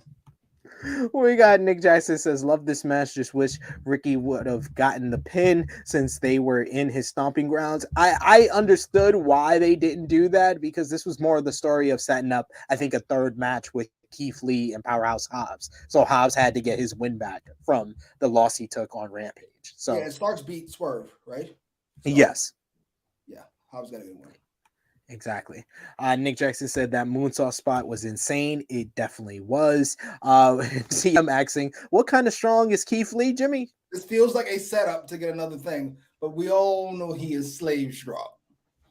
That's just The words and opinions of Jimmy Macram do not necessarily reflect those of True Heel Heat, its viewers, or affiliates. It was a setup and fell right for it. Hey, you're not wrong. You're not wrong. You're not wrong. We got Annika says this was the funkiest match of the night. Fight forever. Yeah, I'm all for it. Swerve and Keith Lee versus Team Taz. If they want to do like a no DQ match next with these guys, I wouldn't mind that at all. But I like the fact they put this match on Dynamite because it made it feel more important, even though most of the buildup was on Rampage. Yes. Yes, I have nothing to add. Agreed. We got Roxy says, can I get Starks taking the TNT title? That would be an awesome showdown between those two heels. I called it. Like, that's what I want to see now. I worked myself into a shoot, brother. Now I want to see it. If anybody can get fucking Scorpio Sky over, it'll be Ricky Starks. Indeed. Nick Jackson saying Ricky is a great heel, but he has good babyface potential. Like, people been calling him a young or small Rock. He has that type of it factor, that charisma to him that you could just keep the character the same. Oh my God. Just have him go against heels. I love the timing. Will T says Ricky is fantastic. Glad to see Team Taz finally getting some wins. Yeah, I mean, this is what we've been asking for months, ladies and gentlemen. We're here for it. We also got Nick Jackson saying, wouldn't mind babyface Team Taz, honestly. Nick Jackson says, now hold on, Sid. You might be on to something. Talking about Team Taz. Move on. Team Taz versus Men of the Year, man. That's where it's at. And I have a question. Yeah. Before you continue. When Taz was walking down, did you get nervous? I got nervous. I did too. I did too. It felt like he was about to turn on his own team. Yes. Like I was like, what's going on here? Did TK just decide that Ricky Starks is just too good as a babyface? He's about to turn the entire Team Taz. I was like, please don't do this. Please don't. Please don't do this to me. Please don't. Nick Jackson says, joke's on you. I love this cake. Tell me again why TK thinks Nyla needs a mouthpiece. He's a fucking idiot. The last thing she needed. Oh, Nyla has too much charisma to need a mouthpiece. Especially one that stinks from a gimmick that's 15 years old. What the fuck? You, my boy Blue, saying Nyla is a gem. We also got Kid Get Money saying Nyla Rose always has a killer line that cracks me up in every segment she's in. Absolutely, it's just a fact. We also got Annika who says, does CHK book Britt Baker because she don't be going through these problems? No, I think he likes her enough where he lets her kind of do her own thing. Yeah. We got Will Chisholm saying why I don't like women's con hate Thunder Rosa. I thought you were doing his fucking Tony Khan's autobiography. Why I don't like women. Indeed. We also got Film Nation really enjoyed that clip saying love that superhero so much, that's why I believe in patriotism because of him. Patriotism in armpits, that's what he believes in. Because of Captain America? It took a fictional character if you don't believe in a, you know what, sorry, I'm not saying you have to believe in patriotism because it's a fucking political tool, but because of a superhero, for real? For real? My nigga, for real? Ricky says Rosa versus Athena at Double or Nothing, so agreeing with me. Yeah, it's got to be someone big, so that I do agree there. Roxy says, oh my god, these movie clips are killing me. Yes, indeed. Yuba Boy Blue saying the Renegade Twins are Thunder Rosa's kids. I'm looking forward to that match on Rampage. Yeah, they are the Mission Pro Wrestling Tag Team Champions, so maybe this leads. Maybe Ruby Soho turns heel on Robin Renegade and Thunder Rosa makes the save. Maybe. Could be fun. Give me something like that. We also got Nick Jackson agreeing with Jimmy saying, okay, good. I was nervous when Taz came down at first too. Yeah. Yeah, please don't do this. Please don't. Oh, and we got a nice little match suggestion here from you, my boy Blue. Starks and Hobbs versus Butcher and Blade. Push the Butcher. Hashtag turn Team Taz face. Yes, that's the other hashtag to put on the Twitter machine. Hashtag turn Team Taz face. Finally, before the main event, we got Cole versus Paige 2 vignettes. What? Yes, we had that right before the main event. Who are these people? Adam Cole versus Hangman Page. This big match on AEW Rampage. They didn't promote it throughout the night, throughout various matches. They said the Texas Death Match was happening, but I wish this vignette would have came earlier in the show, or it would have been 2-part vignette, like make it 1 part early in the show and then 1 part late. Cole says Page has a preconceived notion that he's scared of this matchup, but he's only scared if he doesn't walk out with the title. Page says this is his match and he plans to win on Friday, and Cole says there will be a new champ, baby. They could have done more to promote this match. It did, yeah.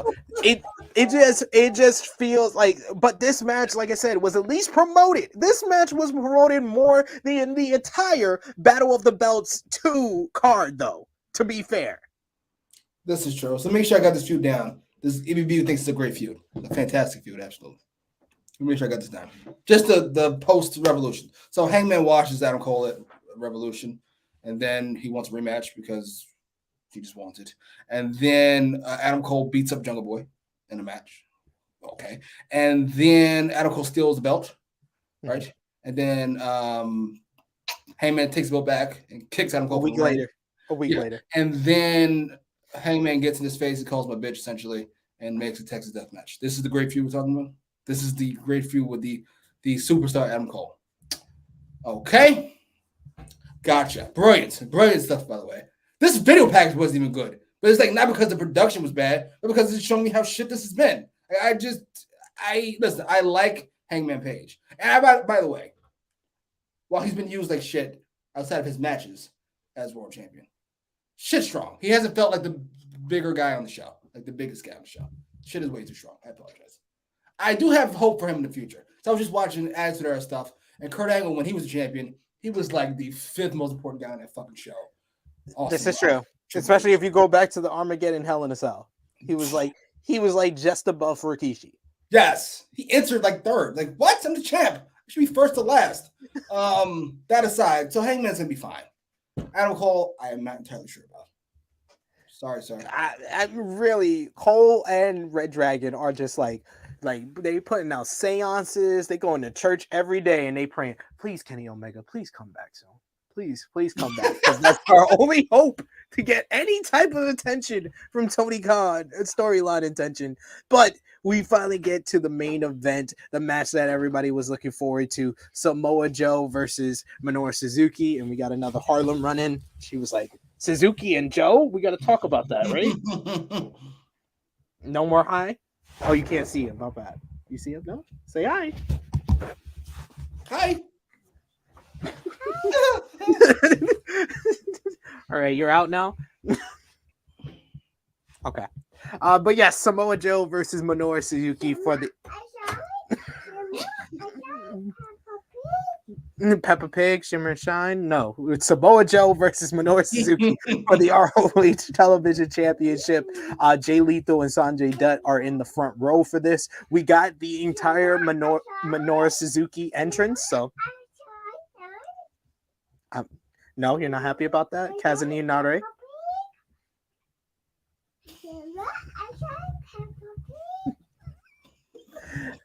We're just gonna have to deal with this.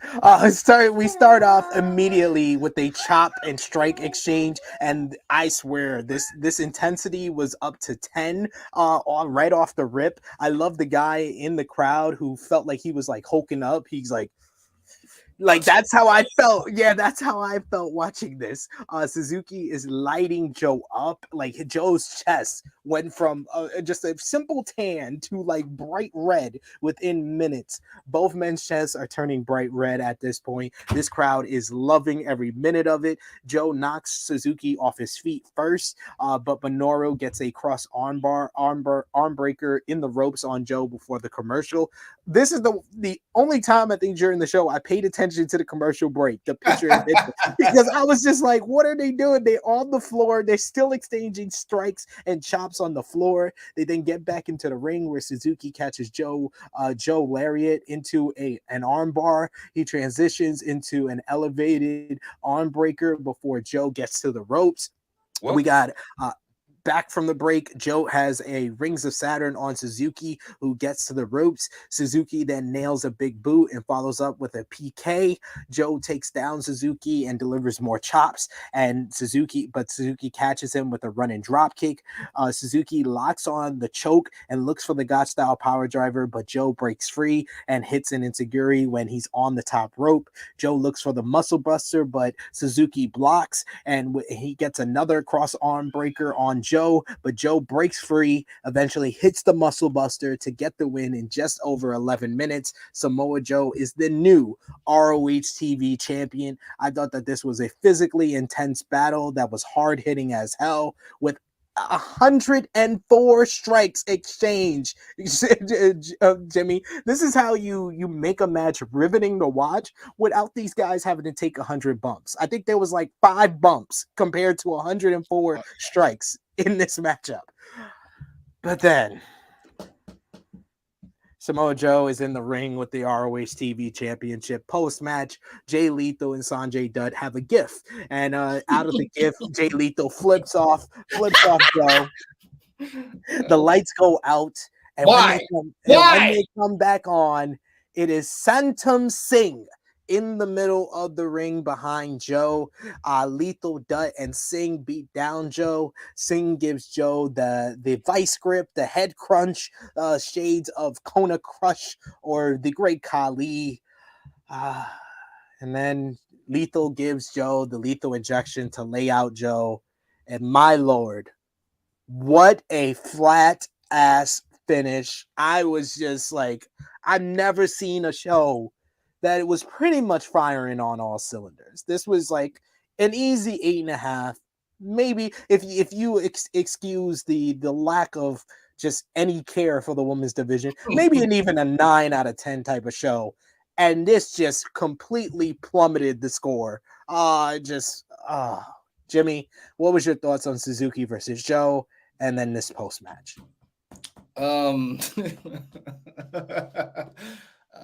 TK always looks out for me. I do appreciate that because remember I said he was a bad booker but a really good owner, and then he proceeded to shit on women and black people. So he's like, Jimmy, I know you feel uncomfortable complimenting me. And I'm like, you know what? I do. Thank you, sir.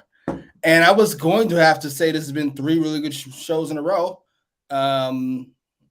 without any booking mistakes outside of women. But hey, we can't help what we hate. And he decided he wasn't going to let me just enjoy it. I thoroughly enjoyed the main event. I felt like it was somewhere between Murder Grandpa and Moxie and Murder Grandpa and Dragon. By the way, everybody is concerned about hurting Murder Grandpa outside of Dragon, who did not care about bashing his face in. Joe pulled back, Moxie pulled back, Dragon had no qualms hurting this man.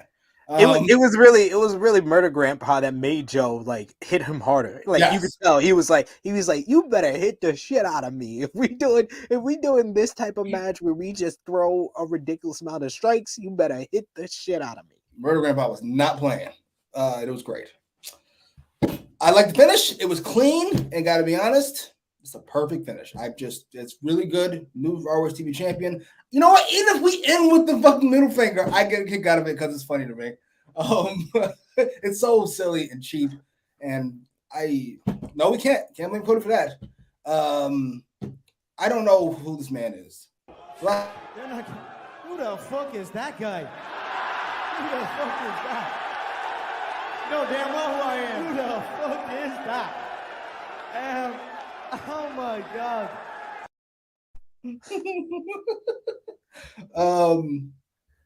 First of all, why are the lights going out? That's number one.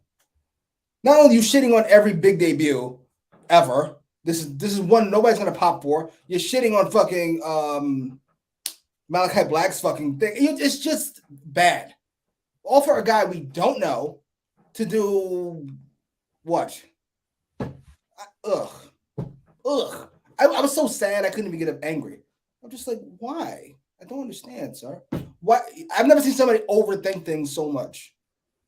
This could easily take place next week or 2 weeks from now. Or what are we gonna rush for? Anytime during the show, it could have took place, except the ending. What an idiot! What a dummy! What an idiot! This might be it's not the worst. I can't go crazy, but because we all know what the worst ending in AEW history is, we know what that is. But at least, come on. Yeah, this is above the Dark Order punches. It's above that. It's above what pay-per-view was that? Moxley and Omega Blue. Revolution 2021.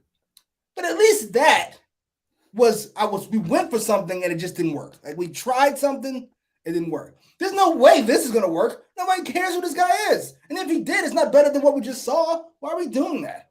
Oh, he stinks. That took a lot for you. I know you didn't want to hurt anybody. You didn't want to hurt any feelings there.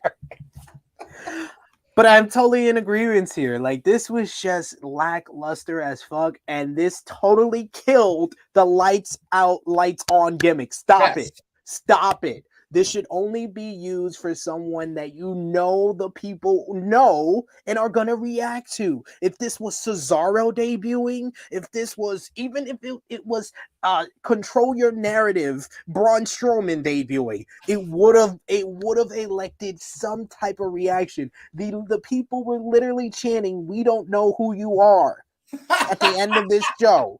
And laughing visibly at how bad this was. Why couldn't you just end with Samoa Joe being the new ROH TV champion? This is an easy 8.5 and above out of 10 type of show if you ended it after Suzuki and Joe. And the fact that you had 2 extra minutes for a fucking overrun to do this. And was hyping it up too. I heard some Meltzer was like, AEW has no run this week, so make sure you set it by another half hour. I was like, really, for 2 minutes of this guy? Like, what? Ugh.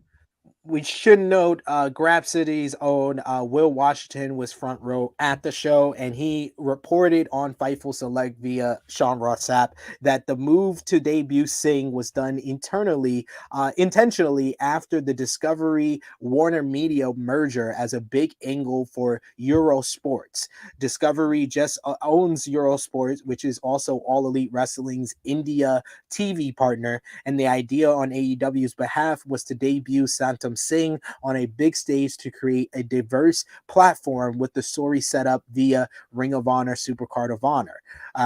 Fightful was told that AEW is expecting huge social media traffic as a result of the angle, which will see Satnam Singh and Sanjay doing promos for the Indian market and helping bridge a gap between AEW, Eurosport, and Discovery.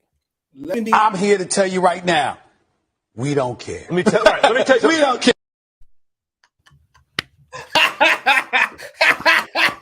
That was perfect. That was perfect. Yes, I totally get that. First of all, Romeo Sturm, we don't care. And number two, and maybe more importantly, I get why we're bringing this guy in. I get why we're doing what we just did. Just, it was badly done. It was poorly all around. From the lights out to the placement to what happened, it was just all bad. We do this in the middle of the show. We do it next week. Right. Okay. Yeah. I'm totally fine with this guy being here. I'm just not fine with ending the show in the way you did. Debuting him with the lights out, lights on gimmick, that was a mistake. Debuting him at the end of the show, that was a mistake. Everything else around that, besides those points, it's fine. It's fine in a vacuum. But when you put it into the way they presented it, it was a wet fart at church. You put a whole bucket of water on what was an absolute banger between Joe and Suzuki. A great way for Samoa Joe to get his biggest win in AEW, become ROH TV champion, become the second man to win the ROH singles triple crown, which he is now second behind who? Jay Lethal, his former protege. All of that makes sense and it works, but no, not as the ending of this show. No. At all. What the fuck? We should also note they did announce that Tony Khan once again has a big announcement next week on the show. Ricky says that he thinks Tony's big announcement is going to be ROH being on some kind of platform. What do you think, Jimmy? I think him putting his name in big bold letters is fucking gross. Since fucking, it's never him actually making an announcement. It's like Tony Giovanni saying something during the broadcast of what the fuck just happened. So it's just an excuse to put Tony Khan has a big announcement in big bold fucking letters, and then come out the end of the show and fucking slap somebody off. It's so bothersome that this egomaniac is not treated like an egomaniac. I don't get it. Why am I the only one that sees this? When does crack? Now, so the cocaine's happening. When does that crack come into play for you? That was so perfectly timed. We got B Boob who says loose cannon Jimmy Macram has the best beard and the best takes in True Hill Heat. Thank you, sir. Was that flex? Yes, it was. It was fun flex. We also got you, my boy Blue, saying NBA superstar Santam Singh. Yes, the debut we've been waiting for. This man is not crack, don't you? You smoke crack, don't you? This man is 7'2", Jimmy, and he played, I think it's 7 games in the G League and didn't get one block. Jesus, he's not a good athlete? Oh my god. What the fuck? Kid Get Money saying, how is that the number one moment of the week? India. That's how. Fucking, you want to fucking... Was the Great Khali busy? And no, I don't like comparing it to, but if you're going to... Now that's a name I've not heard in a long time. But if you're going to use somebody, why not use somebody? I guess you don't want the appearance of you taking more AEW guys. So let's use generic guy 6. Whatever. Ricky saying, don't fucking WWE my AEW, Tony. Relax. It felt like a WWE segment, though. It did. It felt like a post match that you would see at a WWE show. It did, but like he's not gonna be this fucking what Khali was, which was like world champion level guy. He's just gonna be a guy that beats people up. Yeah, I think he's gonna be more used in Ring of Honor than AEW, honestly, because he needs to be groomed. He needs to be in Ring of Honor. If Ring of Honor 7 games, no blocks. You can put your hand up underneath the rim and get a block accidentally if you're 7'2". Jesus fucking Christ. Terrible athlete. Kid Get Money agreeing show should have ended with the middle finger out of the box and Joe's confused face, then the Curb Your Enthusiasm theme credits. I'm not gonna lie to you. I know you're being sarcastic, but that sounds perfect, and I would laugh my ass off. And I have to speak. Will Chisholm says, when the lights went out, I thought it was Bray or Malachi, but instead we got Giant Gonzalez. Gotta be honest, really hoping Malachi Black. Would have been great for him. Samoa Joe, it's definitely a step up from Fuego.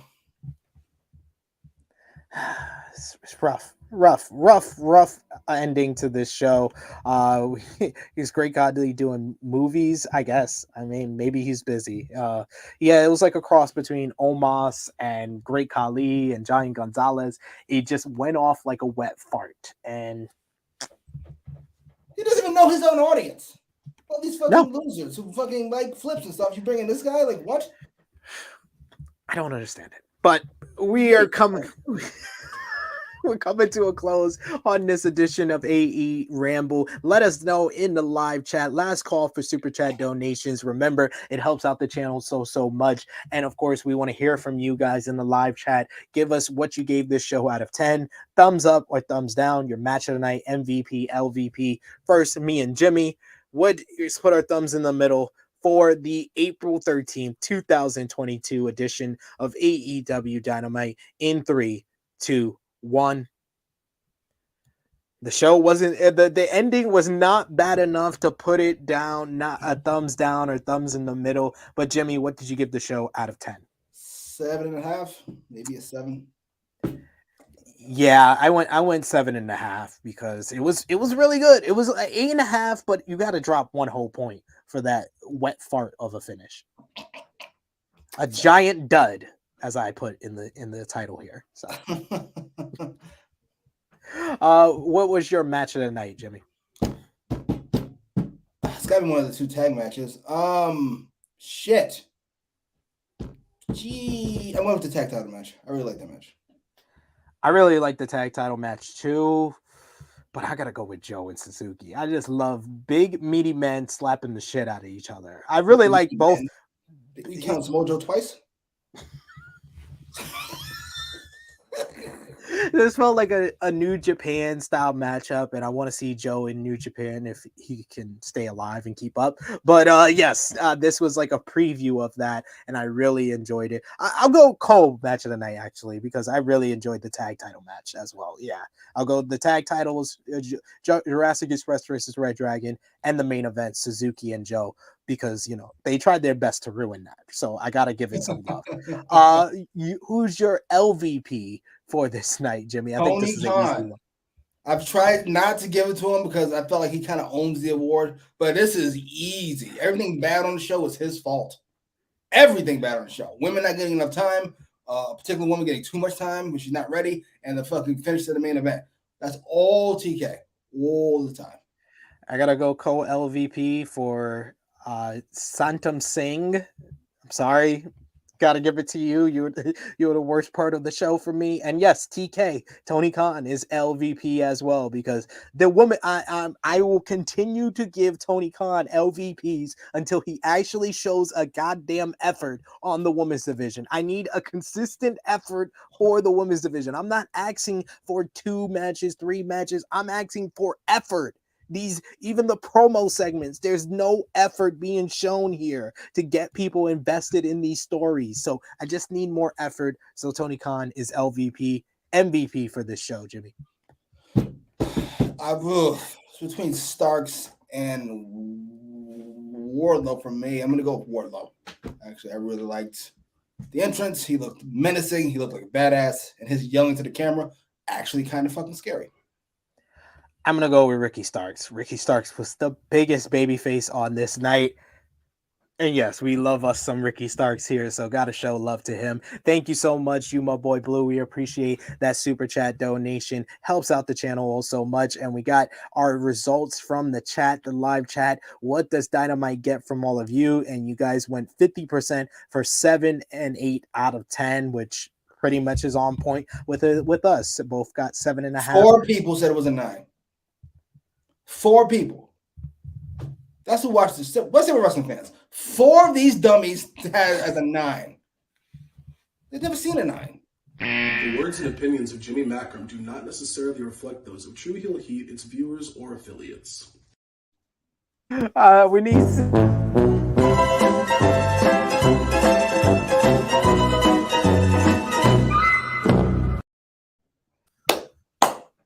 Yes! That would have been perfect. Oh my God, he did it. He did it. Broke me. That broke me again. We got Annika saying the producers with these awesome clips and timing. Yes. MVP award for sure. You my boy Blue saying MVP is whoever made Marina Shafir's entrance music. They need to hire me or Stat King. And the Kid Get Money said killed it with that outro. That's the producer. Just be on the ready because that needs to be the close to our show here. But Jimmy, first let the people know where they can find you on social media, sir. At Jimmy Macram on Twitter, on Instagram, on YouTube, where we talk. Well, I don't really talk on Instagram or Twitter this month. Staying away from all that. But on YouTube, Ozark review this week. I love that show. Me and SP3. It was great. Oh, and Cash. I forget Cash exists sometimes. Yes, the three of us reviewing and reacting to Ozark going to be up on Jimmy's channel. We just started Disney Plus's Marvel's Moon Knight as well. We did the first episode, so that's going to be on the ready on Jimmy's YouTube channel. So go over there and subscribe to his YouTube channel. Great content over there. You can follow me on the Twitter machine at TrueHeelSP3. I will be back with you guys on Saturday, 11:05 a.m. Eastern Time. True Heel Heat 171. Myself and Romeo will break down the week in wrestling. Miss Chrissy Love has the week off due to her birthday. We want to send a happy birthday shout out to Miss Chrissy Love, the princess of all the true heels, celebrating her birthday. So go over to the Twitter or social media, shout her out, give her a happy birthday over there as well. You can follow the gang Facebook, Twitter, and Instagram at True Heel Heat. Of course, become an even bigger supporter of the True Heel Heat movement. Patreon.com/True Heel Heat. $3 a month for exclusive content, the True Heel Heat Prediction Championship, plus much, much more. But this has been a very funny, hilarious episode of AEWramble, episode 38, Digging the Landing. We want to thank everyone who joined us in the live chat. You guys are always amazing, and we appreciate it. I want to thank Jimmy, as always, for being the great co-host that he is. It is me, your True Heel Phenom, SP3. This has been AEWramble, episode 38, Digging the Landing. Producer, hit the outro.